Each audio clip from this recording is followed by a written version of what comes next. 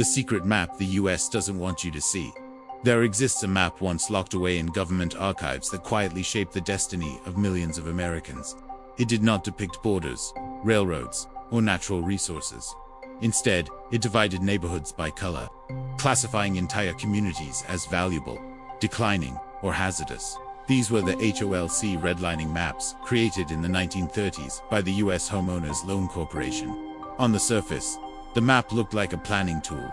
In reality, it became one of the most powerful instruments of social and economic control in American history. The neighborhoods shaded in green were considered the most desirable, often wealthy and overwhelmingly white. Areas shaded in blue and yellow were labeled lower quality working class, immigrant dense, or racially mixed.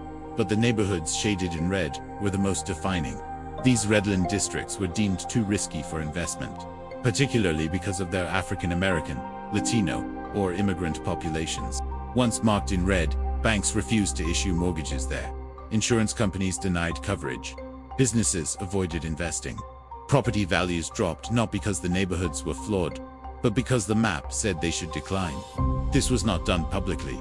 Families living in redlined neighborhoods rarely knew why their loans were rejected or why their communities crumbled. They simply felt the consequences. Fewer jobs, poorer schools, deteriorating homes, and depleted public services. Entire generations were locked out of the chance to build wealth through home ownership, the single biggest driver of long-term economic stability in America. Meanwhile, families in green and blue zones accumulated equity, passed homes down to their children, and planted the seeds of generational prosperity. The most unsettling part is that these maps did not just reflect existing inequality, they created it.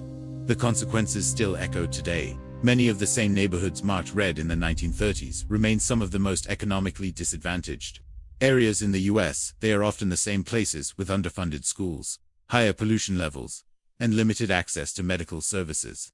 In contrast, formerly green neighborhoods still remain some of the wealthiest and most highly resourced areas in the country.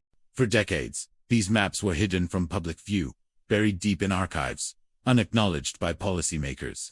It wasn't until researchers uncovered and digitized them in the early 2000s that the full scale of the damage became visible. The revelation was shocking, but it also sparked action. Cities historians and activists began demanding reforms in housing, lending, and urban development, pushing to undo a structure of inequality that had been silently built into the literal geography of America. So when we speak about inequality today, it is not a mystery. It is not accidental. It was mapped deliberately. And understanding this map, this secret map, is essential to understanding America itself.